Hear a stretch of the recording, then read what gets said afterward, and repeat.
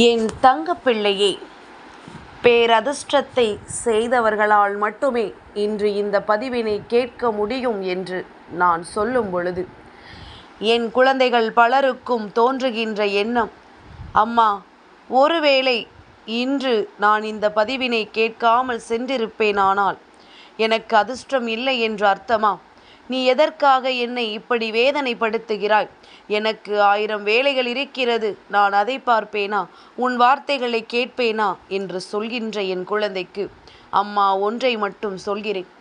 என் குழந்தையே, வாழ்க்கையில் கஷ்டம், வேதனை, வேலைகள், சோதனைகள் என்று சொல்லிக் கொண்டிருக்கின்ற நேரத்தில் உனக்கு எதனால் இந்த வேலை இவ்வளவு கடினமானது என்று யோசித்திருக்கிறாயா? ஒருவேளை நான் சொல்கின்ற வாக்கில் உனக்கு அதற்கான தீர்வு கிடைக்கும் என்றால் நீ அதை விட்டுவிட்டு ஒதுங்கி நிற்கலாமா? அதை வேண்டாம் என்று என் குழந்தை நீ சொல்லலாமா? தாயானவள் உனக்காகத்தானே உன்னை தேடி வருகின்றேன். நான் சொல்கின்ற வார்த்தைகள் உன் வாழ்க்கையில் இருக்கின்ற துன்பங்களுக்கு பதில் கொடுத்து விடாதா என்றுதானே நானும் உன் முன்னால் வந்து நிற்கின்றேன். அப்படி இருக்கும் பொழுது நீ எந்த ஒரு சிந்தனைகளுக்குள்ளும் சிக்கிக்கொண்டு உன் மனதை வேதனைப்படுத்தி கொண்டிருப்பது எந்த வகையில் நியாயமாக முடியும்? இனிமேலாவது உன்னை தொடர்ந்து வருகின்ற இந்த சூழ்நிலைகளை எல்லாம் நீ என்னவென்று புரிந்து கொண்டு, உனக்காக நான் வருவதற்கான காரணத்தை தெரிந்து கொண்டு, தாயானவள் நம்மை எந்த நல்ல விஷயத்தை நடத்துவதற்காக தேடி வருகிறாள் என்பதனை தெரிந்து கொள்ள நீ முயற்சி செய்தால் நாளைய விடியல் உனக்கு வெற்றி விடியலாக மாறிவிடும். என் குழந்தையே, நான் ஒவ்வொரு முறையும் உன்னை தேடி வரும் பொழுதெல்லாம் உன்னுடைய முகத்தில் ஒரு சில மாற்றங்களை நான் பார்க்கின்றேன். இப்பொழுதெல்லாம் உனக்கு எல்லா கஷ்டங்களையும் பார்த்து பார்த்து பழகி போயிற்று. இவ்வளவுதானா, இதை இனிமேல் பார்த்து கொள்ளலாம் என்பது போன்ற ஒரு எண்ணம் உனக்குள் தோன்றலாயிற்று. தேவையற்ற எண்ணங்களும் தேவையற்ற சிந்தனைகளும் உனக்குள் இருந்து கொஞ்சம் கொஞ்சமாக விலகத் தொடங்கிற்று. இது போதுமே என் பிள்ளையை, நான் நிச்சயமாக இனி தேற்றி விடுவேன். என் குழந்தையே, நீ எனக்கு ஒத்துழைப்பு கொடுத்தால் மட்டுமே என்னால் உனக்கான உதவிகளை செய்ய முடியும். நீ எனக்கு ஒத்துழைப்பு கொடுத்தால்தான் நானும் உன் கரம் பற்றி உன்னை நல்லபடியாக அழைத்து வர முடியும்.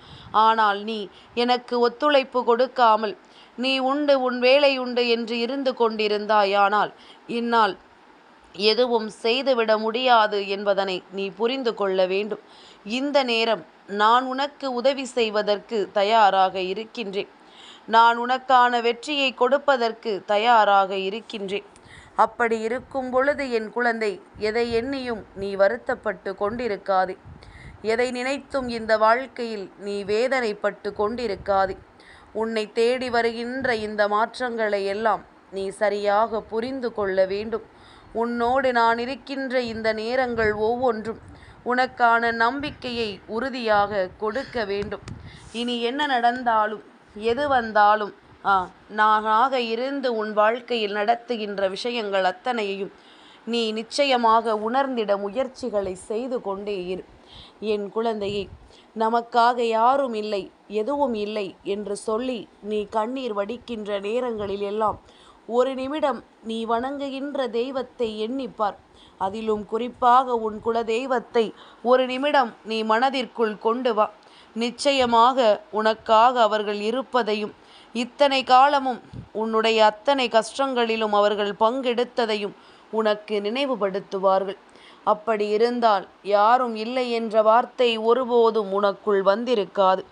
யாரும் இல்லை என்கின்ற சொல்லை ஒருபொழுதும் நீ சொல்லி இருக்க மாட்டாய். என்ன நடந்தாலும் எது வந்தாலும் உன் தெய்வத்தை ஒருபொழுதும் நீ கைவிட்டு விடாதே. என் குழந்தையே, எதனால் அம்மா சொல்கிறேன் தெரியுமா? வீட்டில் இருக்கின்ற பெரியவர்களுக்கு ஏதேனும் மனஸ்தாபம் வருகிறது என்றால் உடனே முதலில் கோயிலுக்கு செல்வதை நிறுத்துவார்கள். தெய்வங்களுக்கு செய்கின்ற காரியங்களை தடுப்பார்கள். அப்படி இருக்கும் பொழுது என் குழந்தை, ஒரு பொழுதும் அதற்கு நீ பிடிகொடுத்து விடாதே. யாரும் இடையில் நின்று செய்கின்ற காரியங்களுக்கு தெய்வம் என்ன செய்யும்? அவர்கள் எப்பொழுதும் உன்னோடு இருப்பதனால்தானே நீ இந்த நிலையிலாவது இருந்து கொண்டிருக்கின்றாய். இதைவிட எத்தனை சோதனை காலகட்டத்தை நீ கடந்து வந்திருக்கிறாய் என்று உனக்கு நினைவில்லையா? உன் தெய்வம் இல்லை என்றால் உன்னால் இந்த நிலைக்கு வந்திருக்க முடியுமா? உன் தெய்வம் இல்லை என்றால் உன்னால் நினைத்ததை சாதித்திருக்க முடியுமா? அதனை புரிந்து கொண்டு எப்பொழுதுமே தெய்வத்தின் மீது கொண்ட நம்பிக்கையை மட்டும் கைவிடாமல் நீ முன்னேறிக் கொண்டே இரு. நிச்சயமாக உனக்கான வெற்றியை நான் எப்பொழுதும் உனக்கு பரிசாக கொடுப்பேன் என்பது உன் மனதில் இருக்கும் வரை நீ எந்த தவறையும் வாழ்க்கையில் செய்துவிட மாட்டாய். என் குழந்தையே, தீய சக்திகள் ஒருவருக்குள் புகுந்துவிட்டால் இதுபோன்றுதான் செய்யச் சொல்லும். ஆணவமும் செருக்கும் ஒரு மனிதனுக்குள் அதிகமாக நுழையும் பொழுது இது போன்ற காரியங்களை எல்லாம் அவர்கள் செய்து கொண்டுதான் இருப்பார்கள். ஆனால் நீ தெய்வத்தின் பிள்ளை. தெய்வத்தின் மீது நீ கொண்ட நம்பிக்கை உனக்கு எப்பொழுதும் நிறைவாக இருக்க வேண்டும். உன்னை தேடி வருகின்ற இந்த நாட்கள் ஒவ்வொன்றும் நிச்சயமாக உனக்கான மாற்றத்தை உறுதியாக கொடுக்க வேண்டும்.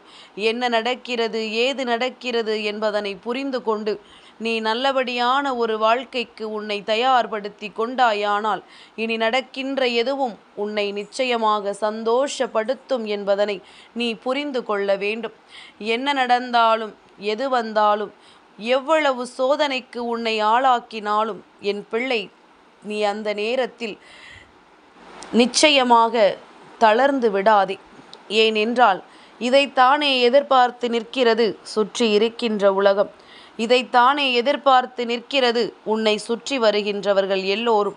அப்படியானால் நீ அதற்கு இடம் கொடுத்து விடாமல் உன்னை தேடி வருகின்ற ஒவ்வொரு மாற்றங்களையும் சரியாகச் செய்து உனக்கு நடக்கின்ற அத்தனை உண்மைகளையும் என்னவென்று புரிந்து நீ நல்லபடியாக இருக்கும் பட்சத்தில் இந்த வாழ்க்கை உனக்கான ஒட்டுமொத்த மாற்றத்தையும் நிச்சயமாக நல்லபடியாக கொடுக்கும் என்பதனை நீ புரிந்து கொள்ள வேண்டும். இனி இந்த நிலையை கடந்து உனக்கு நிச்சயமாக சந்தோஷமான ஒரு சூழ்நிலையை நான் உருவாக்கி தருகின்றேன். இந்த சூழ்நிலையை தாண்டி உனக்கான ஒரு நம்பிக்கையை நான் நிச்சயமாக உனக்கு நல்லபடியாக கொடுக்கின்றேன். நீ இழந்தது எல்லாம் போதும். இனிமேலும் எதையும் இழந்து விடாதே.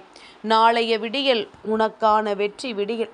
நாளைய விடியலில் உனக்கு ஒருவரின் அன்பும் ஆதரவும், நீ வேண்டிய பல விஷயங்களுக்கான தீர்வும் உனக்கு கிடைக்கும். அவர் யார்? என் குழந்தையே, அம்மா சொல்வதற்கு முன்பாகவே கண்டுபிடித்திருப்பாய். இன்னும் சில குழந்தைகள் என் வார்த்தைகளை கேட்க வருவதற்கு முன்பாகவே நாளைய விடியல் என்னவாக இருக்கிறது என்று பார்த்துவிட்டு வார்த்தைகளை கேட்காமலேயே சென்றிருப்பார்கள். எதுவாக இருந்தாலும் பரவாயில்லை. நடக்கக்கூடிய நல்ல விஷயத்தை தெரிந்து கொண்டால் அது போதும். நிச்சயமாக இந்த தாயானவள் எனக்கு அது மிகுந்த மகிழ்ச்சியை கொடுக்கும் என்பதனை நீ மறந்து விடாதே. உன்னோடு நான் இருக்கும் பொழுது இனி உனக்கான ஒவ்வொரு உண்மைகளையும், உனக்கான ஒவ்வொரு நன்மைகளையும் உன் கண் முன்னால் நான் கொண்டு வந்து நிறுத்துவேன். நீயே வேண்டாம் என்று சொன்னாலும் நான் தருவதை யாராலும் தடுத்து நிறுத்த முடியாது என் குழந்தையே. ஏனென்றால் உன்னுடைய முன்னேற்றம் என்னுடைய முன்னேற்றம், உன்னுடைய வெற்றி என்னுடைய வெற்றி. அதனால் நான் சுயநலமாகவே உனக்கு நல்லதை செய்கிறேன் என்று நீ எடுத்து கொண்டாலும் பரவாயில்லை. தாயானவளின் சுயநலத்தினால் என் பிள்ளையின் வாழ்க்கை சந்தோஷமாக இருக்கிறது என்றால் அதைவிட வேறென்ன மகிழ்ச்சி எனக்கு இருக்கின்றது என் குழந்தையே. இந்த சந்தர்ப்ப சூழ்நிலைகள் எல்லாம் உனக்குள் நிறைவான மாற்றத்தையும் நிறைவான நம்பிக்கையையும் ஒரு சேர கொடுக்க தொடங்கி கொண்டிருக்கின்றது. நாளைய விடியல் சனி மகா பிரதோஷத்தினுடைய விடியல். சிவபெருமானினுடைய அன்பினை பெற நந்தி தேவரை நீ வணங்க வேண்டிய விடியல். நந்தி தேவரினுடைய அன்பையும் அருளையும் பெற்றுக்கொண்டு நிச்சயமாக உனக்கான வேண்டுதலை அவரிடத்தில் வைக்கும் பொழுது அவர் அந்த வேண்டுதலை உன் வாழ்க்கையில் நிறைவேற்றி கொடுக்க வேண்டிய விடியல். என் குழந்தையே, நாளை மாலை நேரத்தில் அருகில் இருக்கின்ற சிவன் கோயிலுக்கு சென்று நந்தி தேவரை தரிசனம் செய். நிச்சயமாக என் குழந்தைக்கான ஒவ்வொரு நன்மைகளும் நடக்கும். நல்ல விஷயங்கள் உன் வாழ்க்கையில் நல்ல மாற்றத்தை கொடுக்கும். நீ வேண்டி நிற்பது ஒவ்வொன்றும் உன்னை நிச்சயமாக பெருமகிழ்ச்சி படுத்தும். என்ன நடந்தது என்று எண்ணிக்கொண்டு நீ வருந்தி கொண்டிருக்காமல் உன்னை தேடி வருகின்ற ஒவ்வொரு விஷயங்களையும் நிச்சயமாக நீ நிறைவாக பெற்றுக்கொள்ள முழு மனதோடு தயாராக இருக்க வேண்டும். நடப்பது எல்லாமும் உன்னுடைய நன்மைக்குத்தான் என்பதனை நீ புரிந்து கொள்ள வேண்டிய நேரம் உனக்கு வந்துவிட்டது. நடக்கக்கூடிய விஷயங்கள் ஒவ்வொன்றையும் நீ மனநிறைவோடு பெற்றுக்கொள்ள வேண்டும் என்கின்ற நேரமும் உனக்கு வாய்த்துவிட்டது. என் குழந்தையே, நந்தி தேவரின் இரு கொம்புகளுக்கு நடுவே நாளை சிவபெருமானை தரிசனம் செய். நிச்சயமாக பல நல்ல பலன்கள் உனக்கு கிடைக்கும். சந்தோஷத்தில் சிவபெருமான் ஆனந்த தாண்டவமாடிய இடமல்லவா நந்தி தேவரினுடைய இரு கொம்புகளுக்கிடையே சிவபெருமானினுடைய நடனம்.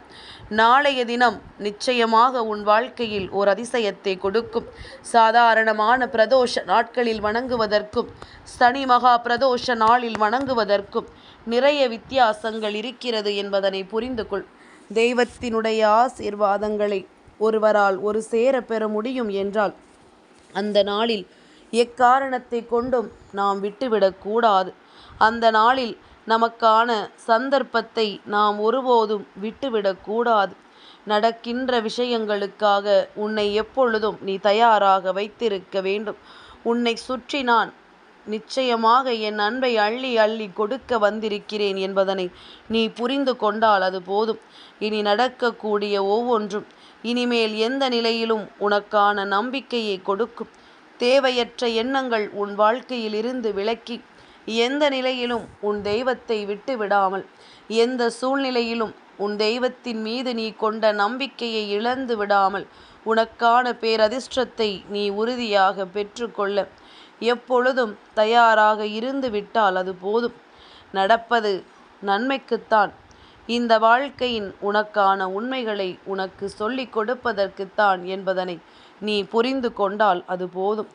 தேவையற்ற சிந்தனைகள் இந்த வாழ்க்கையில் உன்னை நிச்சயமாக காயப்படுத்தி விடாமல் உனக்குள் வருகின்ற ஒவ்வொரு நன்மைகளையும் நீ என்னவென்று உறுதியாக கொண்டு உன்னோடு நான் இருக்கின்ற இந்த நேரத்தை நிச்சயமாக என் பிள்ளை நீ சரியாக ஏற்றுக்கொள்ள தயாராக இருந்துவிடு. இனிமேல் எந்த நிலையிலும் உனக்கு வெற்றி என்ற ஒன்று நிச்சயமாக கிடைக்கும். சனி மகா பிரதோஷ நாளில் நந்தி தேவரினுடைய அருளானது உன்னுடைய வாழ்க்கையில் உனக்கான பேரதிர்ச்சியையும் மிக பெரிய நம்பிக்கையையும் கொடுக்கும். இப்படியும் கூட நடக்குமா என்பதுதான் பேரதிர்ச்சி. ஏனென்றால் இந்த வாழ்க்கை நீ இழந்துவிட்ட உன்னுடைய சந்தோஷத்தை மீட்டு உன் கைகளில் கொடுக்க வரப்போகிறது. உனக்கான நன்மைகளை உன்னிடத்தில் கொடுத்து பேரதிர்ஷ்டத்தை உன் கைகளில் கொண்டு வந்து ஒப்படைக்கும் நேரம். இனி எக்காரணத்தை கொண்டும் என் பிள்ளை எதை நினைத்தும் நீ வருத்தப்படாதே. உன்னோடு என்றும் நான் இருக்கிறேன் என்பது உன் புரிதலாக இருக்கட்டும். உனக்காக நான் வருகிறேன் என்பது எந்நாளும் உன் வாழ்க்கையின் உச்சமாக இருக்கட்டும். தாயானவளினுடைய அன்பினை பெறுவதற்கு உனக்கு விருப்பமில்லை என்றால் நீ அப்படியே சென்று விடலாம். நான் யாரையும் வற்புறுத்துவதில்லை. என்னை வணங்கித்தான் ஆக வேண்டும், என் வார்த்தைகளை நீ கேட்டுத்தான் ஆக வேண்டும் என்று சொல்லி யாரையும் நான் ஒருபோதும் வற்புறுத்தியது கிடையாது என்பதனை நீ புரிந்து கொள். அதுபோல இப்பொழுது உன் வாழ்க்கையில் நடக்கின்ற ஒவ்வொரு விஷயங்களும் சர்வ நிச்சயமாக உன்னை சந்தோஷப்படுத்த காத்து கொண்டிருக்கின்றது. நீ இழந்ததை எல்லாம் மீட்டெடுத்து மீண்டும் இந்த வாழ்க்கையில் உனக்கான ஒட்டுமொத்த மகிழ்ச்சியையும் ஒரு சேர கொடுக்க தயாராக இருக்கிறது என்பதனை புரிந்து கொள். தாயானவளினுடைய அன்பும் ஆதரவும் உனக்கு என்றும் உறுதியாக கிடைக்கும். உன் அம்மாவினுடைய நம்பிக்கை எப்பொழுதும் இந்த வாழ்க்கையை உனதாக மாற்றும் என்பதனை நீ புரிந்து கொண்டால் அது போதும்.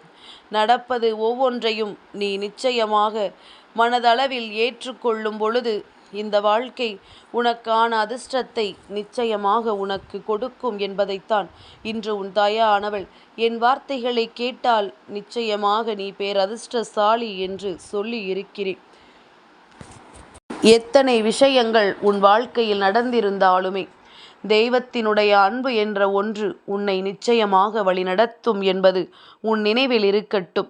உன் தெய்வத்தை விட்டு நிச்சயமாக என் குழந்தை நீ வேறெங்கும் சென்றுவிடக்கூடாது. இந்த நிலையில் வேண்டுமானால் அவர்களால் உனக்கு எதையும் செய்ய முடியாமல் போயிருக்கலாம்.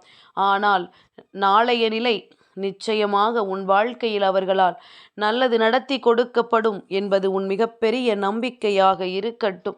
நல்ல எண்ணங்களோடும் நல்ல சிந்தனைகளோடும் நீ செய்கின்ற ஒவ்வொரு விஷயங்களும் உன் வாழ்க்கையில் உனக்கான பெருமகிழ்ச்சியை நிச்சயமாக கொடுக்கும் என்பதனை நீ நம்பினால் அது போதும். என் தங்கப்பிள்ளைக்கு இந்த வராகி அம்மாவினுடைய ஆசீர்வாதங்கள் எப்பொழுதும் உண்டு.